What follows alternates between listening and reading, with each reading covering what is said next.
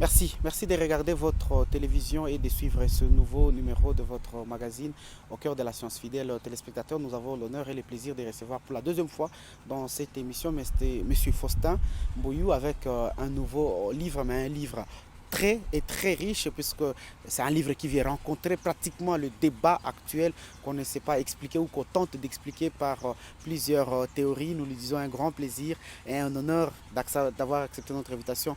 Bonjour et bienvenue. Bonjour, Monsieur Marcus, et merci beaucoup de votre invitation. Je suis très Merci. heureux. Si j'ai dit que vous avez écrit un livre qui est trop riche, c'est puisque c'est celui que je détiens entre mes mains, Plaidoyer pour une nature menacée, perspective de la crise écologique en République démocratique du Congo. Tout simplement, vous êtes licencié en philosophie du grand séminaire Interprète Césaire Saint-Paul. Vous êtes encore licencié en philosophie à l'université de Lubumbashi. Vous êtes directeur des opérations chez Heptad Édition à Lubumbashi. Et puis vous êtes aussi membre du collectif Kiosque littéraire. Plaidoyer pour une nature menacée, perspective de la crise écologique en République démocratique du Congo. On commence par la notion la plus simple. C'est quoi déjà d'abord une crise écologique? Bon, en fait, il y a beaucoup de gens qui parlent de la crise écologique et qui essayent de discourir sur ça, mais je ne sais pas, est-ce que nous avons tous la même notion de cela? La crise écologique, en quelques mots, c'est la, la réaction que la nature essaye de donner aux actions que l'homme pose.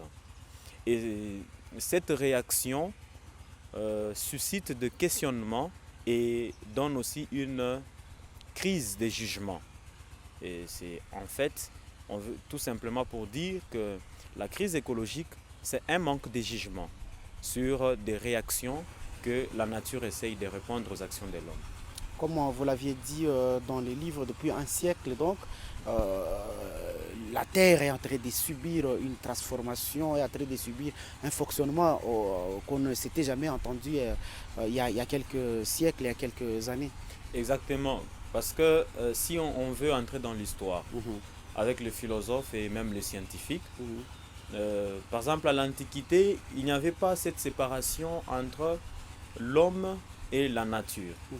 La nature était considérée comme un ensemble dans lequel il y a tous les éléments qui les composent. Et on trouve l'homme, on trouve l'arbre, on trouve l'animal, on trouve d'autres composants. Et cet ensemble a été considéré comme un seul organisme vivant. Mais quand on arrive au siècle des Lumières, et là on voit par exemple avec les données de Descartes, qui à un certain moment a séparé euh, l'homme de la nature, en fait il a donné un pouvoir à l'homme, celui de se croire comme maître et possesseur de la nature. C'est à partir de là que l'homme va commencer à jouer un rôle, ce rôle qui sera disjonctif face à la nature. C'est-à-dire, il va considérer tous les éléments de la nature comme étant des éléments que lui possède. Alors que quand on analyse, l'homme est dépendant de ces éléments, ou il est dépendant en fait de la nature. Mais Descartes, dans ses recherches ou même dans ses travaux, il a fait cette distinction.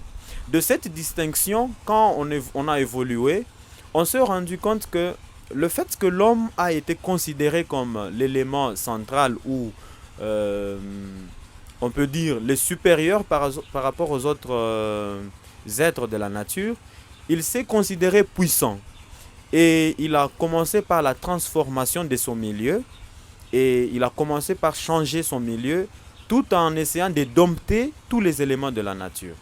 Mais en oubliant que l'homme en soi, et même avec les autres éléments, ils partagent la même chose. Ils ont des choses qui sont similaires entre autres, par exemple l'information. Vous voyez, tous les éléments de la nature effectuent ces opérations-là. Le traitement, le stockage, l'émission et même la réception de l'information. Du fait que l'homme a essayé de poser des actions à l'égard de la nature s'est mise maintenant à réagir. Tout à fait.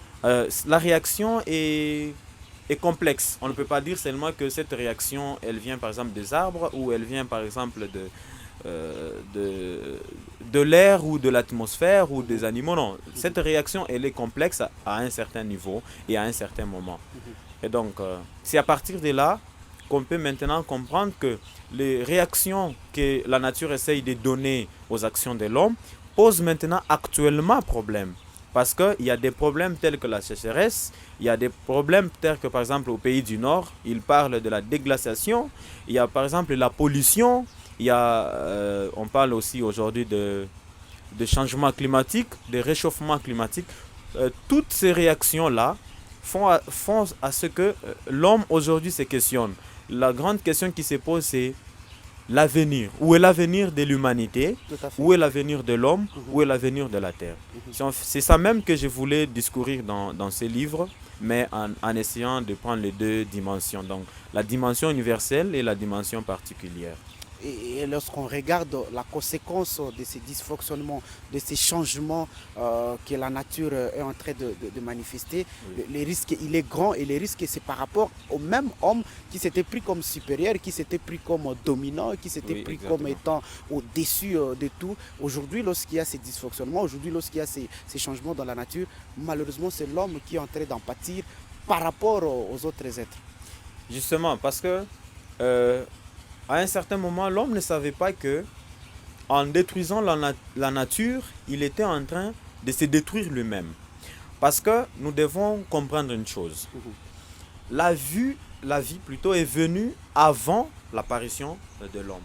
C'est-à-dire, d'abord, il y a eu les conditions des possibilités pour que l'homme soit en vie. Et donc, si l'homme aujourd'hui commence à détruire les conditions des possibilités, ce qui signifie en d'autres termes qu'il est en train de se détruire lui-même. Parce que pour qu'il soit en vie, il a besoin de l'eau, il a besoin de l'air, il a besoin de l'arbre, il a besoin de l'animal, il a besoin de autant de choses.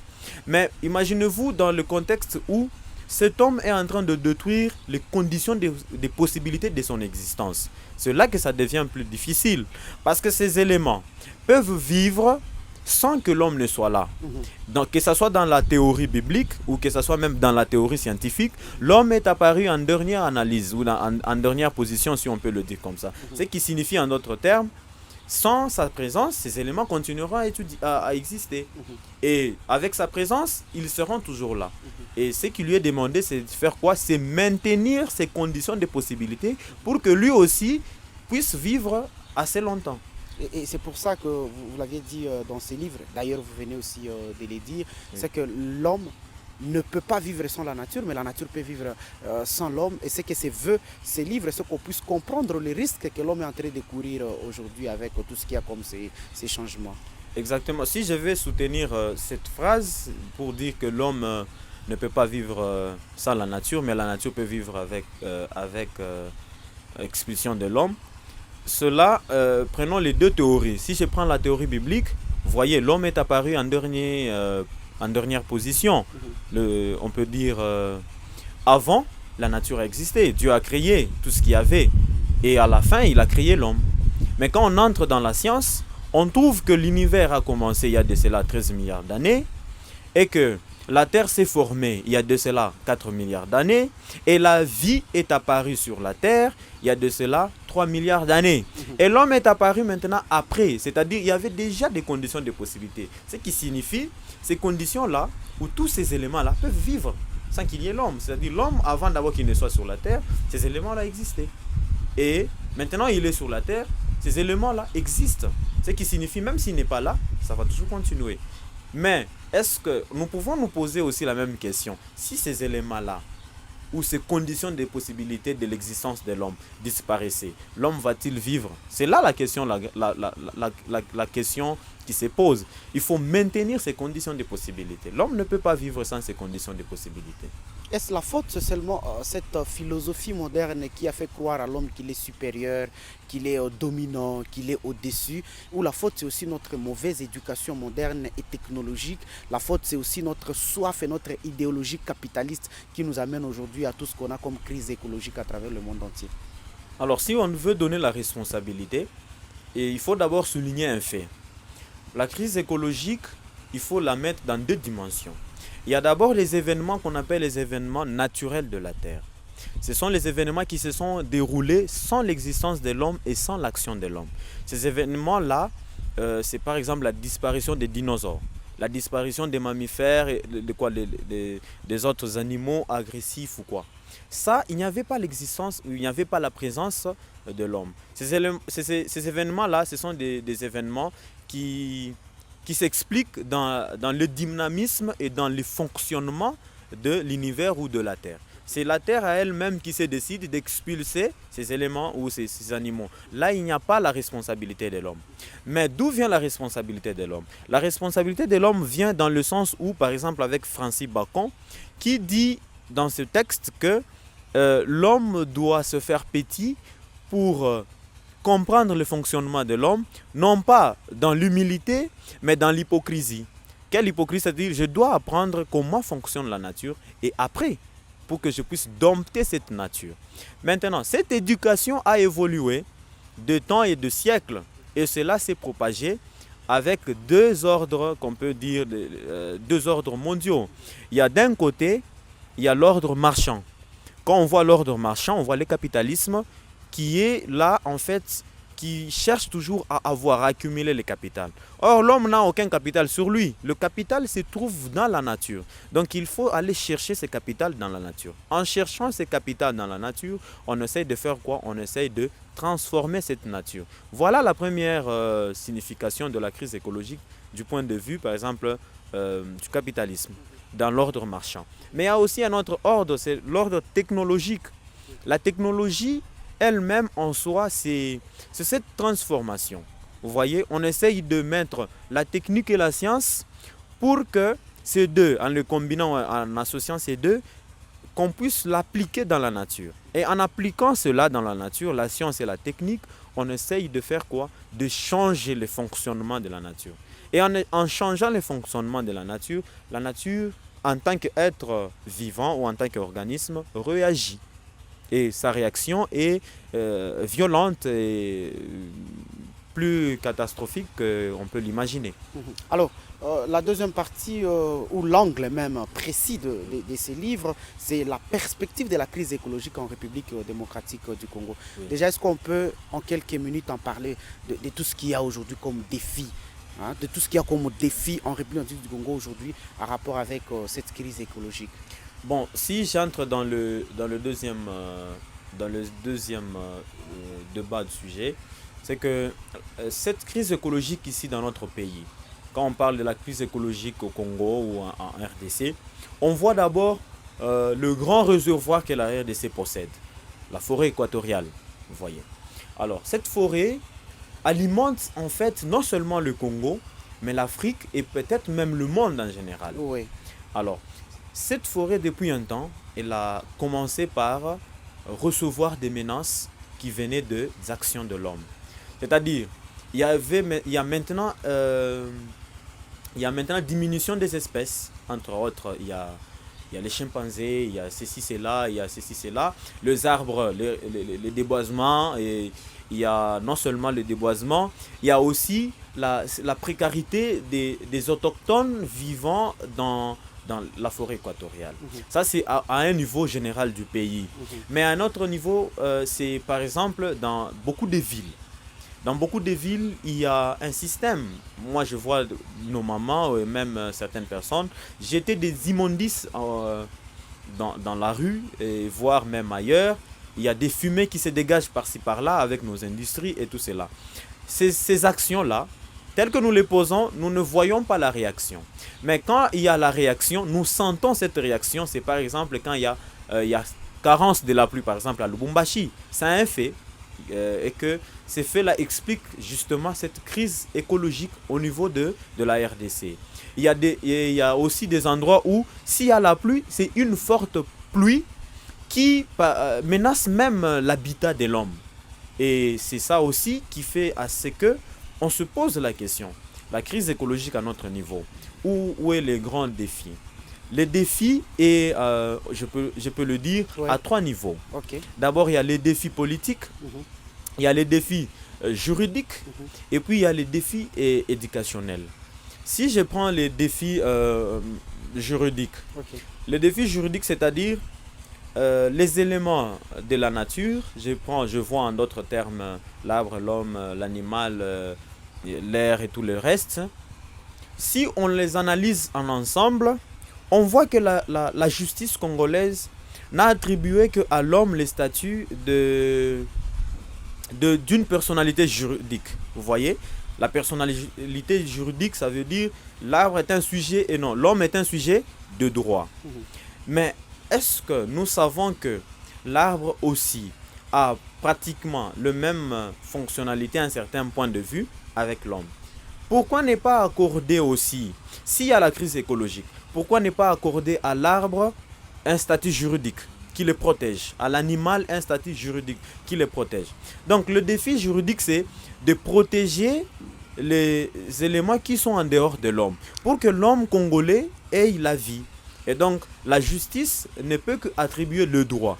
D'ailleurs, Michel Serres nous a bien aidés, parce qu'on ne peut pas avoir un droit sans qu'il y ait un contrat. Ok. Les droits civiques, on a eu un contrat social avec Jean-Jacques Rousseau. Oui. Les droits naturels, les droits de la nature ou même les droits de l'arbre et tout le reste, ne peut prendre source dans le contrat naturel, par exemple de Michel Serres, où tout élément de la nature a droit à la vie. Et même l'encyclique Laudato aussi du pape explique ce rôle-là juridique dans la gestion de la nature. Donc juridiquement par là, vous voulez dire que dans notre pays, nous ne protégeons pas notre nature. Nous ne protégeons pas notre nature.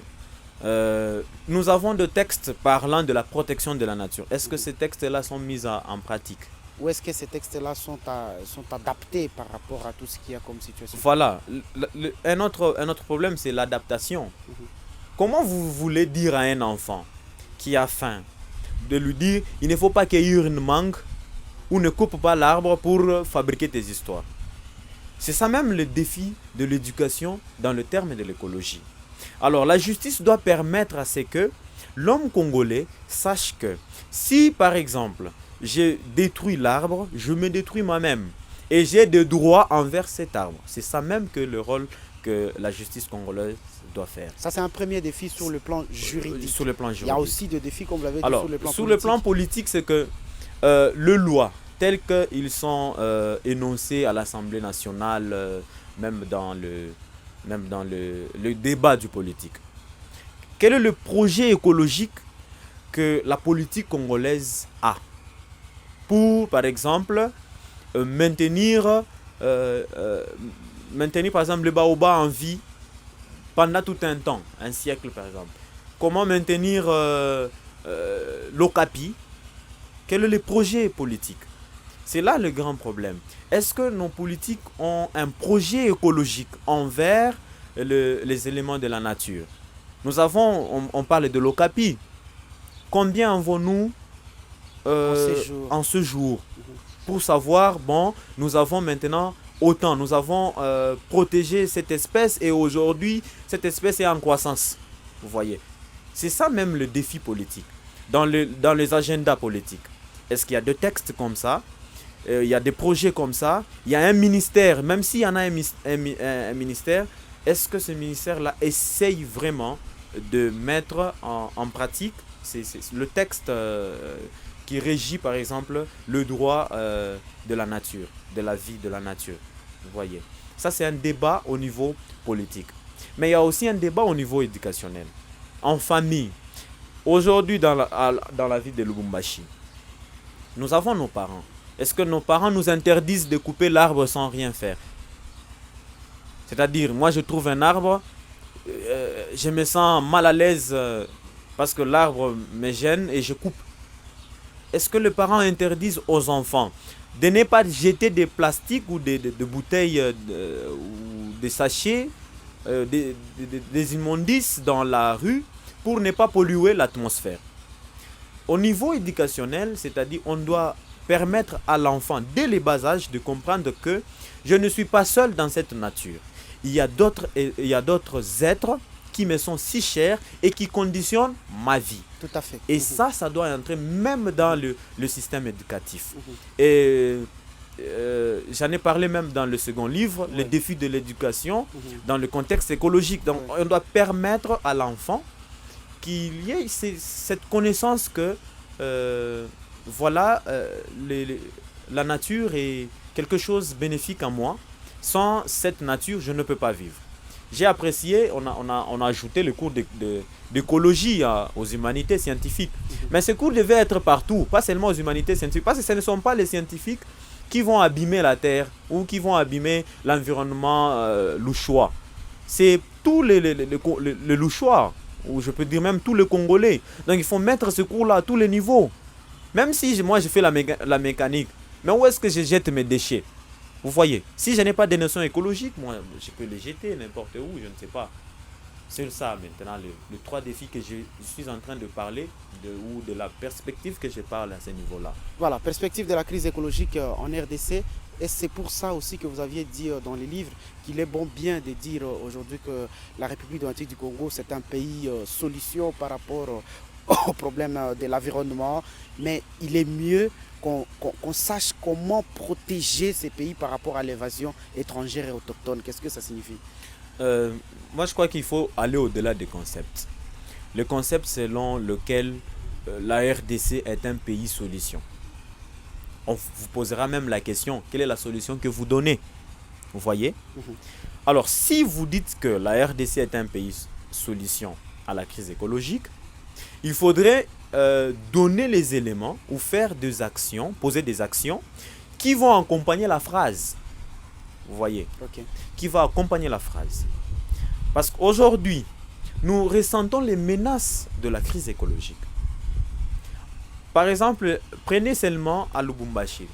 Le temps que la pluie prenait, ce n'est pas le même qu'on avait en 1960. Et aujourd'hui, en 2024, la pluie, on se demande même si est-ce que c'est la saison sèche ou c'est la saison pluvieuse. Vous voyez? Okay. Si vous êtes pays solution à la crise écologique, quelles sont les actions posées qui répondent généralement au concept? Moi, je crois que pays solution, ça revient à répertorier tout ce que nous avons. Nous avons les eaux, nous avons la forêt, nous avons l'atmosphère. Donc, cette appellation revient à ce que nous avons. Mais ce que nous faisons, c'est là qu'il y a un problème. Que faisons-nous pour vraiment accompagner la phrase selon laquelle la RDC est un pays solution? Alors, qu'est-ce qu'on fait en définitive? Est-ce qu'on accompagne la nature de tout ce qu'il faut sur le plan juridique ou politique, ou soit on met ensemble l'économie et l'écologie? Voilà. Je crois que c'est ça même le deuxième chapitre où je parle de la nature comme fondement. Il faut avoir une économie à base naturelle. Économie à base naturelle, parce que vous savez que l'économie et l'écologie ont presque la même racine. Vous voyez? La racine, c'est justement la gestion. Mais quand on parle de la gestion économique de la nature, ça veut dire on veut maintenir cette nature tout en étant dans le bien-être. Mais quel bien-être nous en sommes? C'est-à-dire, il faudrait que l'homme congolais soit dans des conditions saines, avec une économie aussi qui se base sur la nature. Je prends l'exemple. Vous voulez déboiser. Vous voyez, vous voulez déboiser 1 hectare d'arbres pour en faire de planches ou quoi, le reste. Mais pensez aussi au reboisement. Coupez un arbre, plantez-en 5. C'est ce que je dis dans le livre. Ouais. Vous coupez un arbre, plantez-en 5. Vous coupez autant, plantez autant aussi. Plus même que ce que vous avez coupé. Pourquoi ça va permettre à ce qu'il n'y ait pas cette crise. Il ne faudrait pas couper les arbres et ne pas les planter. Vous voyez? Il y a des industries. Même dans le livre, je parle. Il y a le lac Tchangalele. Il y a des sociétés qui sont là. L'acide là, où est-ce qu'ils déversent ça? Dans le lac. Et la conséquence, c'est quoi? La conséquence, c'est que les poissons qui sont dans le lac consomment cet acide. Et cet acide va finir où? Dans l'organisme de l'homme ou de gens qui sont à côté de là. C'est là le problème. Et ça signifie en d'autres termes, ne versez pas de l'acide dans le lac parce que vous polluez et le lac et les poissons et ceux qui sont aux environs de ce lac. D'où il faut chercher une solution. La solution, c'est avoir une économie qui se base sur la nature. dire si je fais ça, je dois chercher de quelle manière ne pas le polluer. Donc, avoir des techniques, c'est là que ça intervient aussi la technique. La technique qui nous va aussi nous permettre à répondre aussi aux besoins de la crise écologique. Merci, Faustin Bouyou. On ne saura parler de toute la richesse de ces livres en quelques minutes. Mais oui. En 30 secondes, on est à la fin de l'émission. Qu'est-ce qu'on retient en résumé de ces livres? En résumé, on retient quelque chose seulement. La première des choses, c'est que nous ne devons pas nous considérer, nous les humains, comme si nous sommes supérieurs aux autres. Parce que la crise, la pandémie à Covid-19 nous a déjà révélé que nous étions l'être le plus faible. La deuxième des choses, quand on entre dans notre pays, nous ne devons pas nous accrocher au concept selon lequel la RDC est un pays solution face à la crise écologique, mais nous devons accompagner ces concepts avec des actions. Okay. Et la troisième des choses, chacun là où il est déjà une pierre d'angle de la crise écologique, donc de la réponse à la crise écologique. Il faut poser des actions qui doivent répondre aux besoins de la société et qui ne doivent pas même nuire, je peux dire, l'environnement ou la nature en général. Merci, merci beaucoup. Plaidoyer pour une nature menacée, perspective de la crise écologique en RDC, c'est le livre de Faustin Bouyou que nous avions à décortiquer dans quelques minutes dans cette émission. Toute la richesse de ces livres, vous pouvez la découvrir en parcourant ces livres qu'on peut retrouver chez... On peut retrouver chez Kalur Édition. Kalur Édition, oui. À Lubumbashi. Alors, merci beaucoup. Soit vous pouvez passer par nous, vous pouvez nous appeler pour avoir ces livres. Merci de nous avoir regardés, fidèles téléspectateurs. Merci d'avoir accepté notre invitation, monsieur Faustin Bouyou. Merci et c'est moi qui vous remercie pour l'invitation aussi.